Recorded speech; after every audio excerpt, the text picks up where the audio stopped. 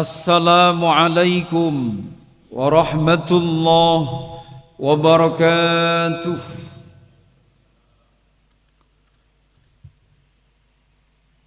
A'udzu billahi minasy syaithanir rajim.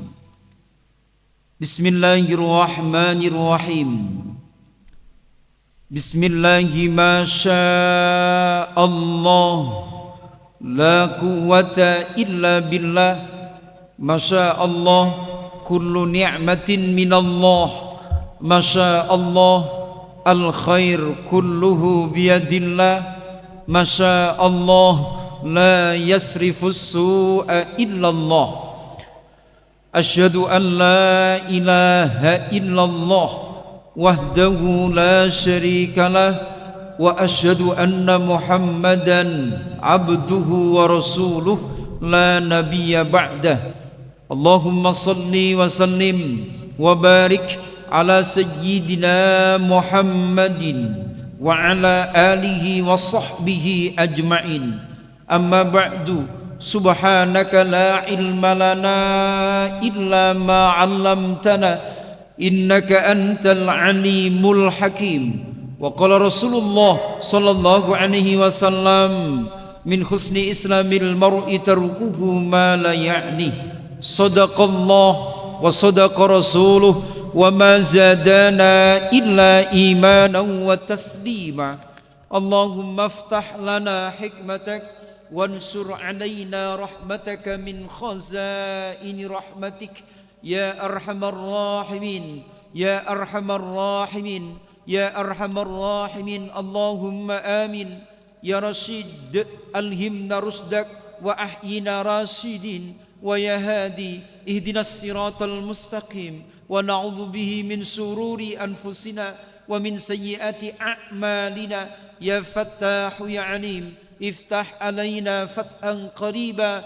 Ya Fattahu ya Alim, ya Fattahu ya Alim, ya Fattahu ya Alim. Allahumma hdina lima ikhtalafa fihi minal haqqi bi'idhnik innaka tahdi man tasha' ila siratim mustaqim. Allahumma radina billahi rabba wa bil islami dina wa bi Muhammadin sallallahu alaihi wasallam nabiyyan wa rasula wa bil qur'ani imaman wa hukma wa bil muslimina wal muslimati ikhwana. Allahumma ja'al nafsana nafsan tayyibatan mutmainnatan ta'iatan hafizah tu'minu biliqa'ik wa takna'u bi'ata'ik wa tardha biqada'ik wa takhshaka haqqa khasyatik wa la hawla wa la quwwata illa billahil aliyyil azim. Allahumma alif baina fi qulubina ya Allah ya Latif. Ultuf bina fi qulubina khassatan fi hadal makan. Ultuf bihim ila yaumiddin. Allahumma sabbitil qur'ana wal ilma fi sudurina wafiqna lil amali bihima. Ilahana la takilna ila nafsina tarfata ain, fa innaka in takilna ila nafsina tuqarribna minasyarr wa tubaidna minal khair. Ilahana ta'lamu hajatana qabla an nas'alakaha faqdhiha lana ya Rabb. Inni u'idzuhum bika wa dhurriyyatahum minasy syaithanir rajim. Ya Rabb, inni u'idzuhum bika wa dhurriyyatahum minasy syaithanir rajim. Ya Rabb, inni u'idzuhum bika wa dhurriyyatahum minasy syaithanir rajim. Ya Rabbana, Ya Rabbana, Ya Rabbana, Ya Rabbana, Anta maulana fid dunya wal akhirah, wa tawaffana fi ibadik وجهاد في سبيلك يا ربنا أنت مولانا في الدنيا والآخرة وتوفنا مسلمين وألحقنا بالصالحين فنعم المولى ونعم النصير ولا حول ولا قوة إلا بالله العلي العظيم ربنا افتح بيننا وبين قومنا بالحق وأنت خير الفاتحين ربنا هب لنا من أزواجنا وذرياتنا قرة أعين وجعلنا للمتقين إماما ربنا آتنا في الدنيا حسنة وفي الآخرة حسنة وقنا عذاب النار وصلى الله على سيدنا محمد النبي الأمي وعلى آله وصحبه وبارك وسلم بفضل سبحان ربك رب العزة عما يصفون وسلام على المرسلين والحمد لله رب العالمين الفاتحة.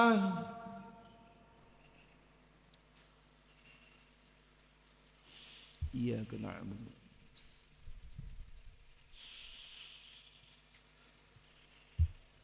Alhamdulillah takdiripun Allah Azza wa Jalla kita sedaya pinaringan nikmat arupi iman, Islam, kesempatan ugi kesehatan sehingga saged nglampahi amal ibadah wonten ing lebetipun sasi Dzulhijjah.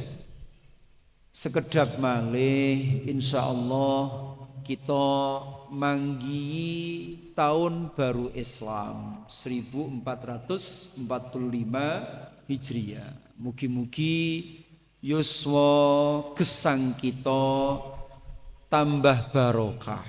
Amin ya mujibas sailin. Ngaji pagi hari ini kita lanjutkan hadis kedua di bab 40 kitab Riyadhus Shalihin. Bab 40 adalah bab birrul walidain wasilatul arham. Bab berbuat baik kepada kedua orang tua dan menyambung rahim seduluran.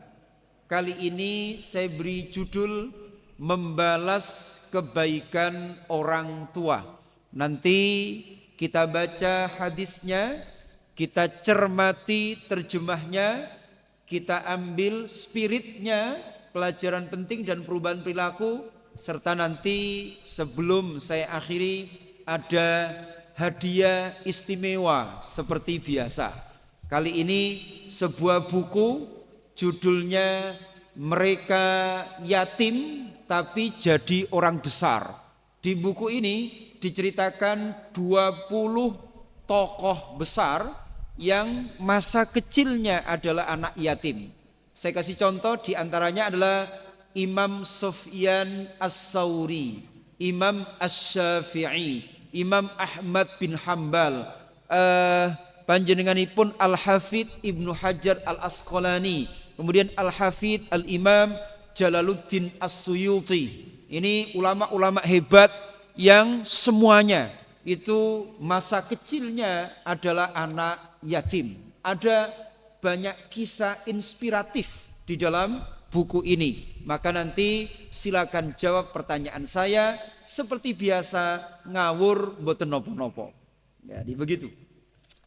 Baik, hadis kita baca bersama. Ikuti saya. Bismillahirrahmanirrahim.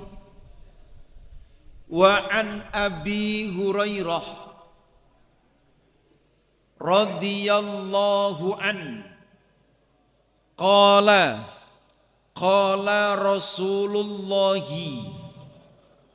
sallallahu alaihi wasallam la yajzi waladun walidan illa ayyajidahu mamlukan fayastariyahu fayu'tiqahu.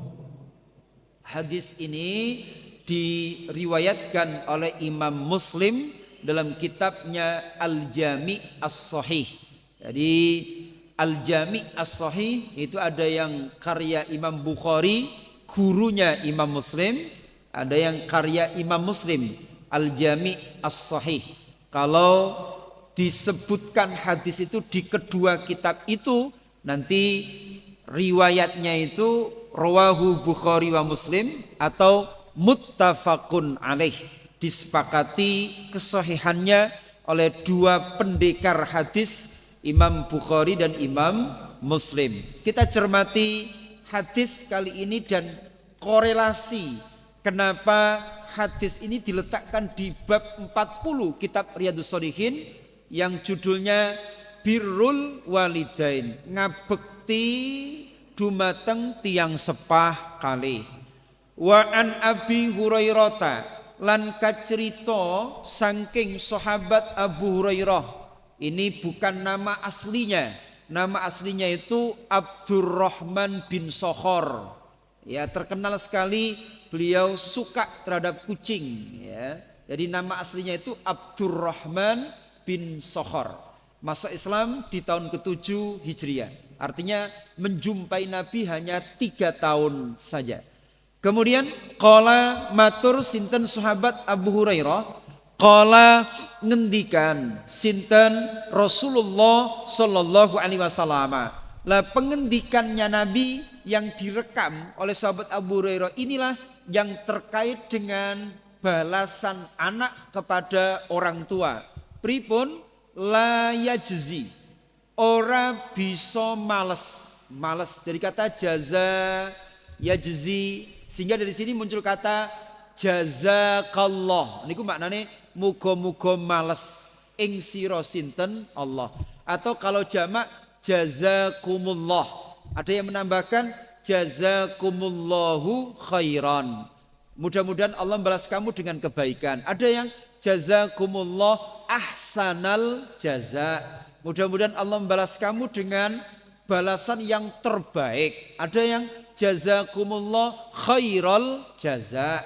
Nah, itu begitu dari kata jaza yajzi. Jadi artinya membalas.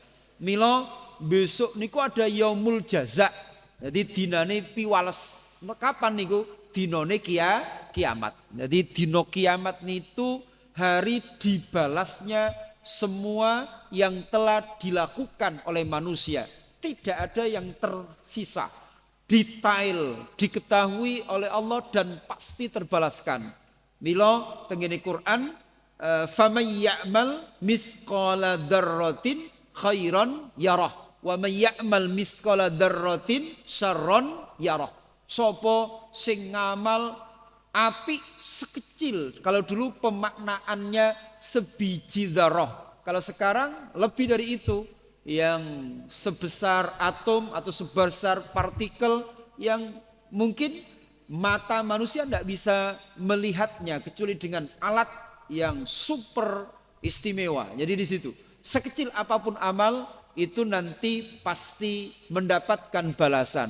Nek amale api diwales api, nek elek ya diwales elek. Milo tinimbang oleh piwales elek, ayo ngelakoni amal sing api supaya oleh piwales api.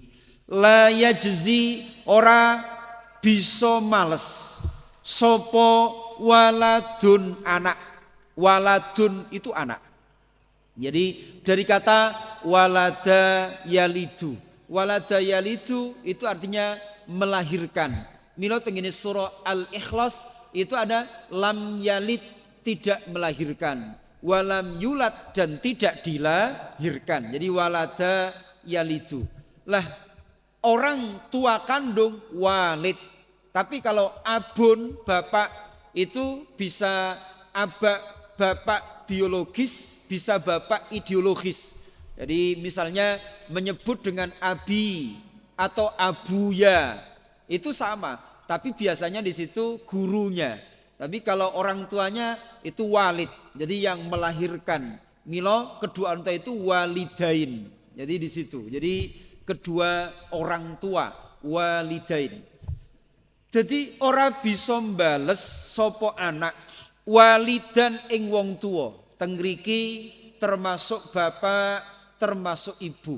Jadi kangelan anak niku sak soge-sogene terus mulyakno wong tua, misalnya dia kaya raya, kemudian orang tua dibelikan villa, dikasih fasilitas super lengkap, hidup di sebuah pemandangan yang indah, dikasih pembantu lengkap di situ. Lo coba, ternyata apa? Orang tua mengatakan, wes gak nak, gak iso aku urip koyok ngene iki. Aku tak balik nang desa.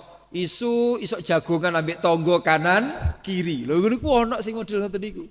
Mila mboten saged males anak niku. Kebaikane orang tua.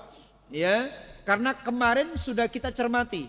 Jadi perjuangan ibu niku wahnan ala wahnin. Betapa gembol anak niku 9 bulan dengan penuh kepayahan. Tidak pernah sedetik pun bayi itu bisa diletakkan ketika hamil, ya. Durung nek wae hamil terus ngidam. Oh niku soro niku. Nah cuma beda.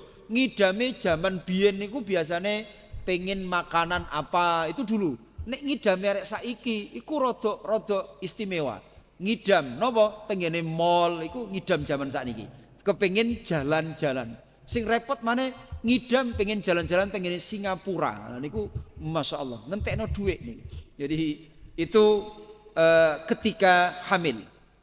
Lah teng mriki diberikan pengecualian illa ayyajida kejaba yen to nemu sapa walad hu ing walid mamlukan hale rupa budak atau tertawan. Jadi dulu itu kalau perang kemudian kalah dan dia masih hidup itu ditawan, kemudian bisa menjadi budaknya. Itu dulu ketika perbudakan masih ada. Ngoten. Kalau dia mati terbunuh di medan laga ya mati. Tapi kalau dia kalah beserta pasukannya kemudian ditawan, dijadikan budak oleh lawannya. Itu kalau laki-laki, kalau perempuan malah lebih parah lagi. Itu di situ. Lah, kalau ayahnya atau ibunya jadi budak, fayastaria, mongko nuli tuku sapa walad hu ing walid. Jadi ketika dia jadi budak itu kemudian dibeli, artinya ditebusnya. Fayu'tiqah, mongko nuli merdekaaken sapa walad hu ing walid.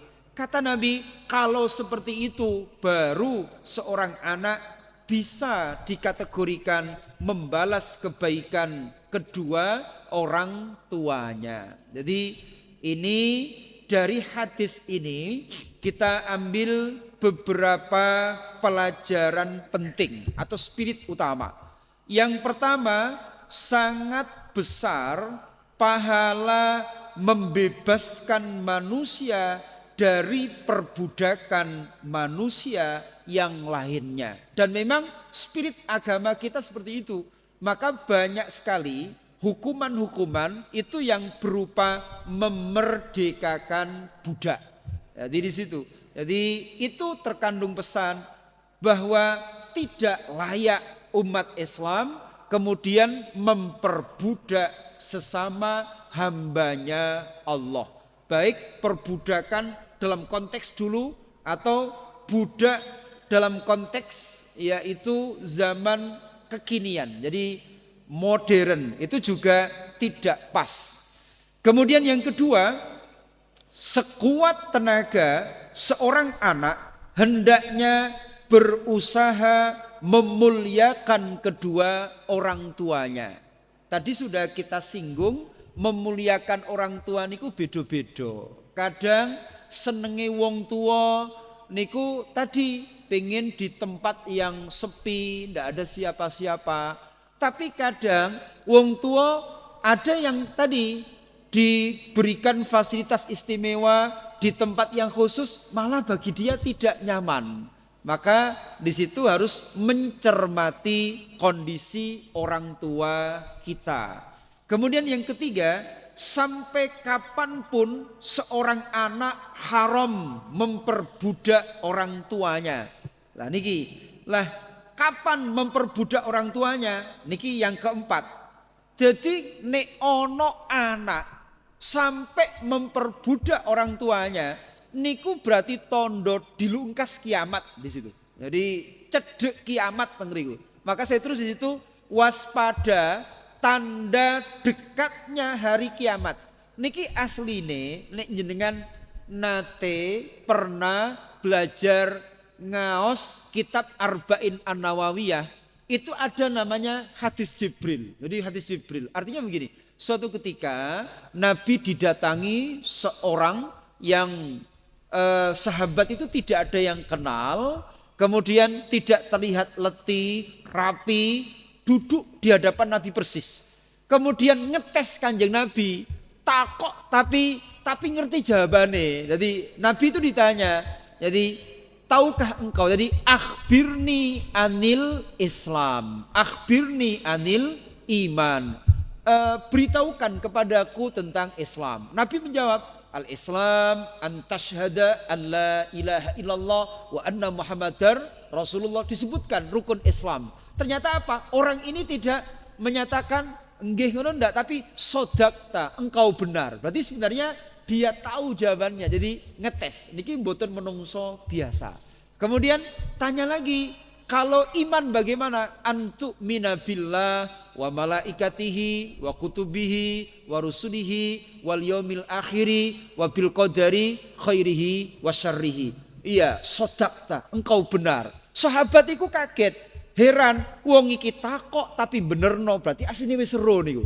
Sampai bertanya lagi, ihsan itu apa? Ini yang kemudian menurut guru saya ini disebut dengan triple I. Jadi 3 I. Jadi iman, Islam, ihsan. Jadi wong iku nek duwe iman dhek mukmin, nek Islam muslim, nek ihsan muhsin.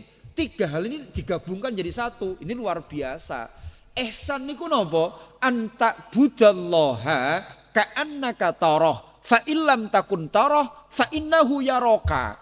Jadi ihsan itu kita beribadah seakan-akan melihat Allah.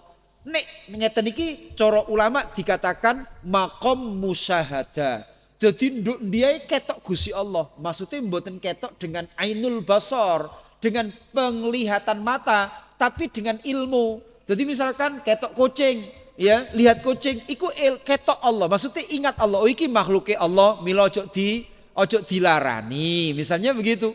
Ketok siapapun itu ingat Allah. Itu yang ulama ahli tasawuf itu mengartikan fa aina ma tuwallu fasamma wajhullah.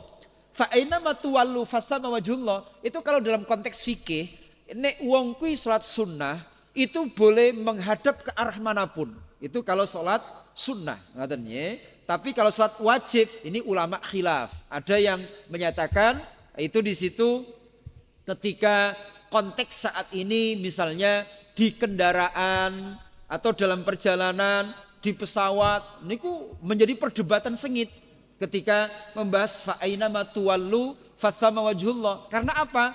Nabi seumur hidup itu tidak pernah sekalipun salat wajib di kendaraan, sekalipun tidak pernah.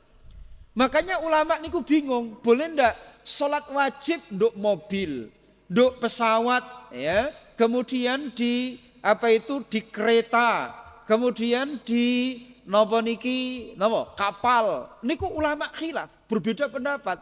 Karena seumur hidup ya, Nabi itu tidak pernah sholat wajib di kendaraan. Tapi kalau sholat sunnah di kendaraan itu pernah. Jadi begitu. Itu yang menjadikan latar belakang fa'inna ma tuwallu fasamma wajhullah. Yang penting wa takbiratul ihram ngadep kiblat, mari ngono kendaraan menghadap kemanapun tidak ada masalah. Itu pernah dilakukan Nabi dalam konteks sholat sunnah. Tapi nek sholat wajib tidak pernah.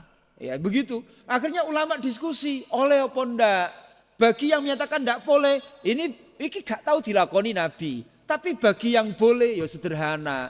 Nabi itu tidak pernah sholat di kendaraan, mergo kendaraane unta.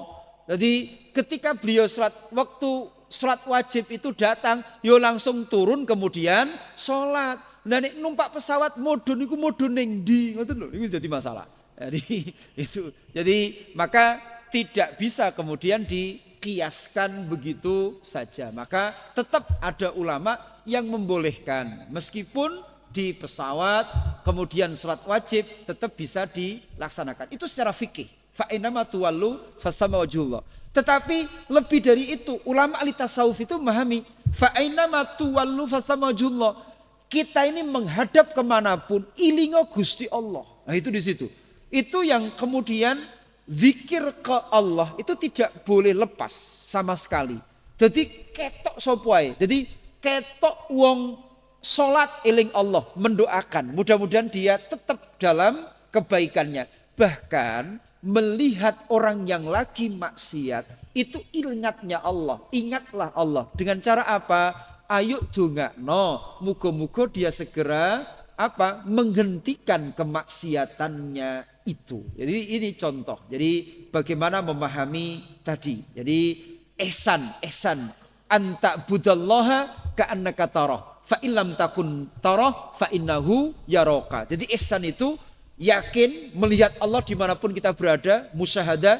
Nek durung iso, maka yakinlah Allah itu selalu melihat kita. Ini namanya maqam muraqabah.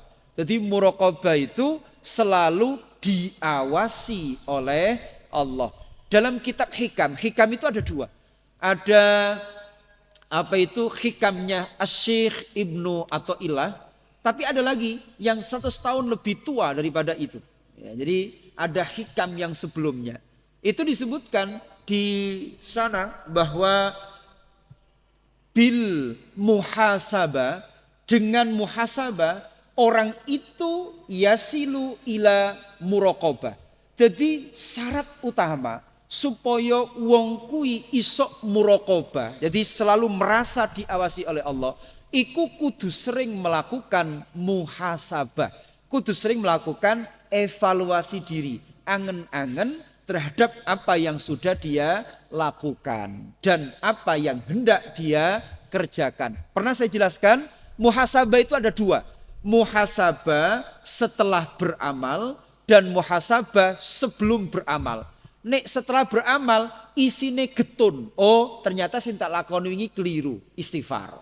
Nek apik syukur. Nek muhasabah qoblal amal sadurunge tumindak apa wae iku diukur dengan Quran lan hadis. Iki aku arep pengen iki, cara Quran apik napa mboten? Cara hadis Quran napa mboten? Lah nek wong sering muhasabah ket ngene iki, maka hatinya akan muncul muraqabah. Jadi itu disebutkan dalam kitab hikam yang terkait dengan muraqabah. Nek kepengen ati isok muraqabah, sering-seringlah melakukan muhasabah. Pun itu iman, Islam, ihsan. Lah setelah bertanya tentang itu, orang tadi yang itu nantinya adalah malaikat Jibril. Karena Nabi tanya sahabat, kamu tahu enggak siapa tadi yang bertanya? Sahabat menjawab, Allah wa rasuluhu a'lam. Allah dan Rasulnya lebih tahu. Nabi kemudian menghentikan, itu tadi Jibril yu'allimukum dinakum. Jibril mengajarkan kepada kalian tentang agama kalian. Itu di situ. Lah disitulah malaikat Jibril bertanya, beritahukan kepadaku tentang kiamat. Lah di situ Nabi menjawab, mal mas'ulu anha bi'a'lama minasail. Mohon maaf, nek soal kiamat ini yang ditanya tidak lebih tahu daripada yang bertanya. Gampangane gak ro. Jadi sekali bernabi itu pernah menyatakan gak ro.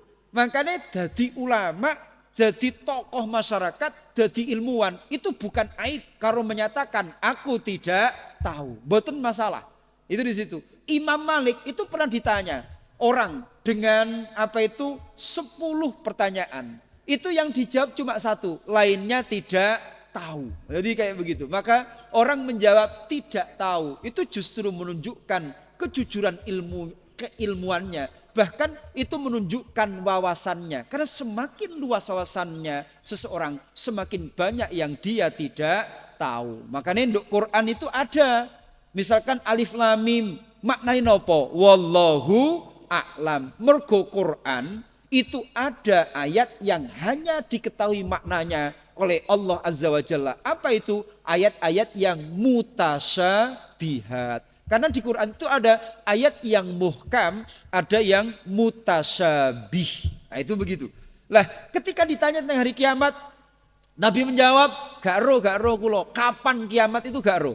Makanya nek ono wong itu berani menyatakan kiamat itu tanggal pitu, wulan pitu, tahun 2007 misalnya. Iku ojo ngandel. Ya, dulu sering terjadi tanggal songo, wulan songo, tahun 1999. Gak sido tibae. Tanggal rolas, wulan rolas, tahun 2012. Gak sido. Niki mbuh kapan maneh prediksinya. Jadi jangan percaya. Jangankan orang. Nabi Muhammad tidak tahu. Malaikat Jibril tidak tahu. Malaikat yang ditugasi niup trompet kiamat itu saja tidak tahu. Makanya tidak ada orang yang tahu kapan persisnya. Cuma ketika ditanya tondone opo, lah disitulah Nabi menjelaskan yang saya kutip di sini. Apa di situ? Fa'akhbirni an amarotia. Di poin yang keempat. Disitulah kaitannya dengan tema kita. Antalidal amatu robbataha. Antalida yento ngelahirno sopo al amatu budak wedok robbataha ing majikannya. Ini banyak dipahami oleh muhaddis, para pakar hadis. Ini namanya uququl waliden. Ketika budak melahirkan majikan. Artinya apa? Ibu itu diperbudak oleh anaknya. Iki nek wis akeh ya, sudah banyak terjadi orang tua diperbudak oleh anaknya, anak durhaka kepada orang tuanya, ikut tondo cedek dino kiamat. Jadi ngoten niku. Apalagi wa antarul hufa al urah al ala ri'a asya yatatawaluna fil bunyan. Banyak orang yang awalnya dulu itu melarat, miskin, biasanya ri'a asya itu angon kambing. Tapi sekarang apa? Yatatawaluna fil bunyan. Ya sekarang tinggi-tinggian dalam apa? Bangunan. Sekarang sudah kita saksikan. Tondo-tondo ini koyo wis cedek nih.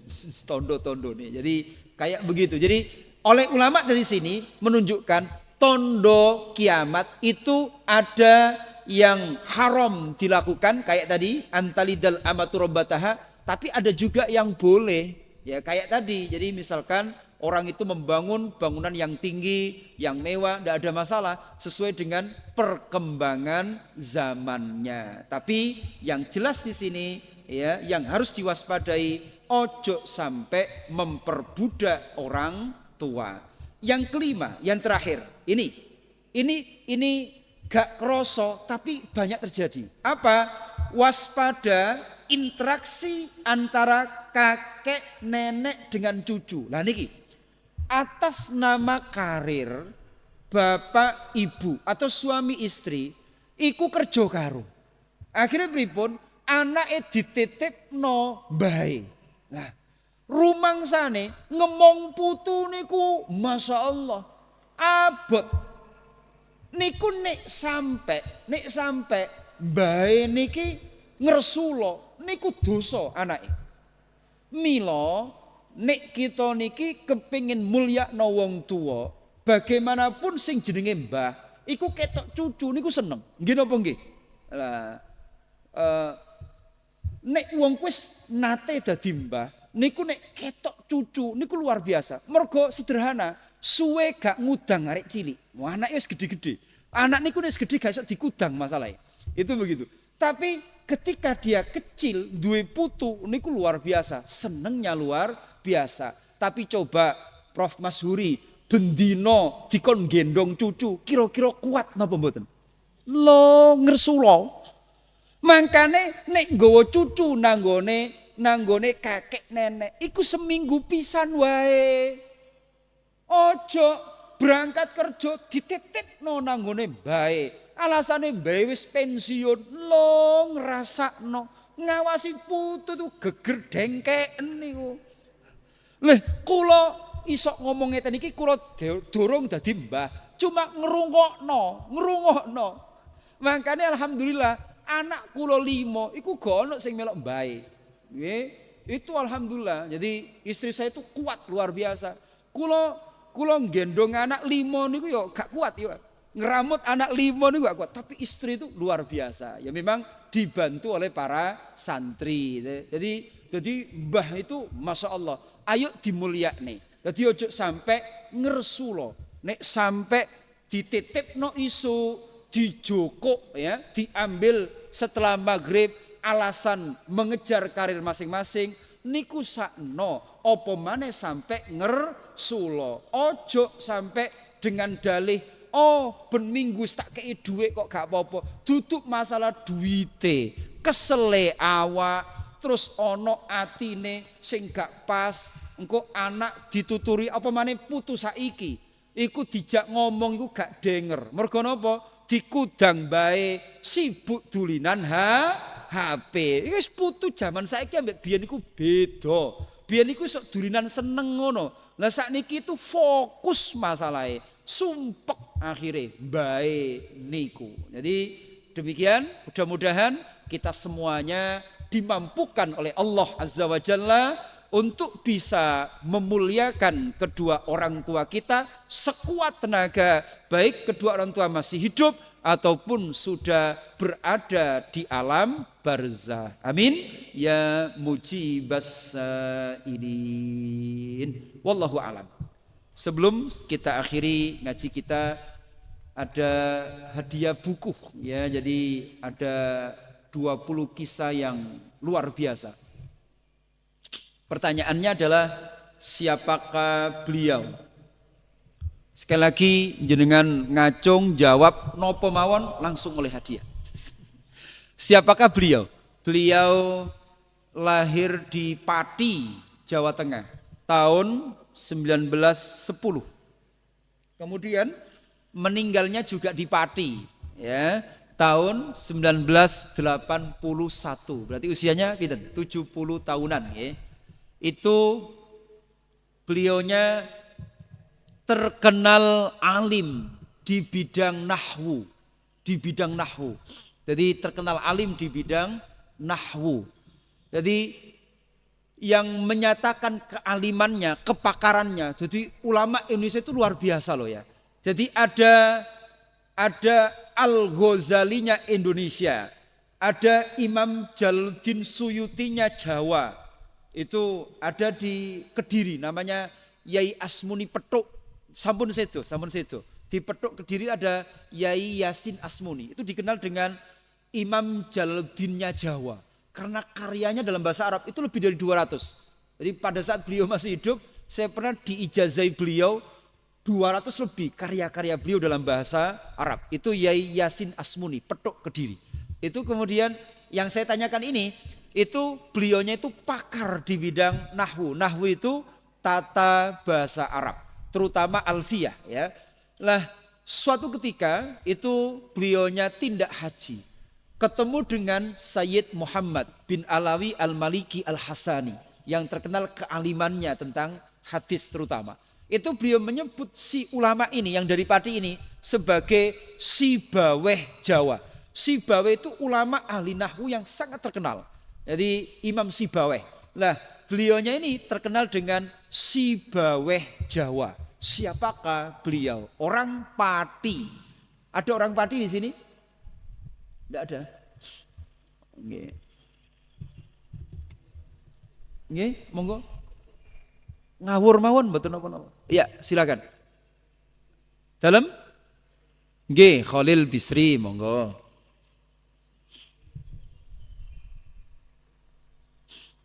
Nggih. Karena ini pokoknya jawab mawon kok. Monggo. Ngapunten nggih. Baik, jawaban beliau Mbah Khalil Bisri. Jadi Mbah Khalil Bisri itu abahnya Gus Yahya Sakuf dan Gus Yakut, Menteri Agama sekarang. Khalil Bisri itu kakak kandung dari Yai Mustafa Bisri. Yai Mustafa Bisri itu putranya Yai Bisri Mustafa. Yai Bisri Mustafa penulis kitab Tafsir Al-Ibris yang sangat terkenal sampai hari ini dan penerjemah berbagai macam kitab. Yai Bisri Mustafa duwe adik jenenge Yai Misbah Mustafa yang pernah menjadi MUI Jawa Timur yang sangat alim dari Bangilan Tuban. Keluarganya Pak Wahyudin. Nah, itu di situ. Baik, tapi jawabannya tadi salah.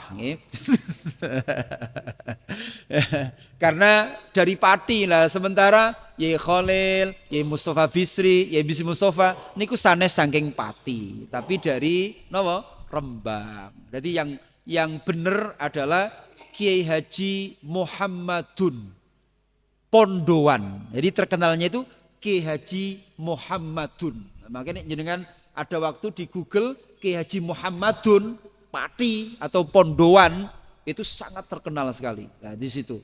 Yang sekarang masih hidup putranya Kiai Haji Anik Muhammadun membuka pesantren yang meneruskan perjuangan ayahandanya. Jadi begitu tentang ulama-ulama Jawa yang sangat dikagumi di dunia. A'udzubillahi minasyaitonirrajim. Bismillahirrahmanirrahim. Alhamdulillahirabbil alamin.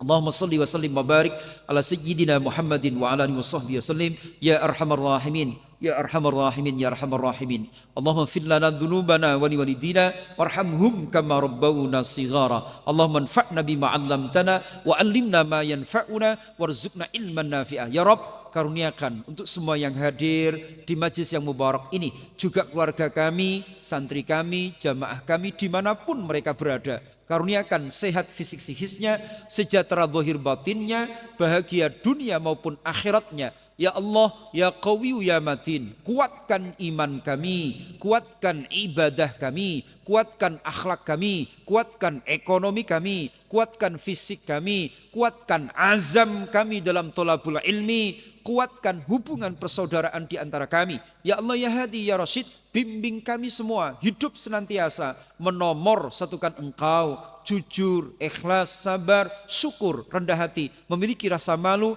dan rasa takut kepadamu, taslim, tawakal, ridho, hati yang khusyuk, istiqamah beribadah hingga ajal kami tiba. Rabbana atina fid dunya hasanah wa fil akhirati hasanah wa qina adzaban nar. Wa sallallahu ala sayyidina Muhammadin nabil ummi wa ala alihi wa sahbihi wa baraka wa sallam. Bi fadli subhana rabbika rabbil izzati amma yasifun wa salamun al mursalin walhamdulillahi rabbil alamin. Khatmul majlis. Subhanakallahumma wa bihamdik asyhadu an la ilaha illa anta astaghfiruka wa atubu ilaik. Wassalamualaikum warahmatullahi wabarakatuh.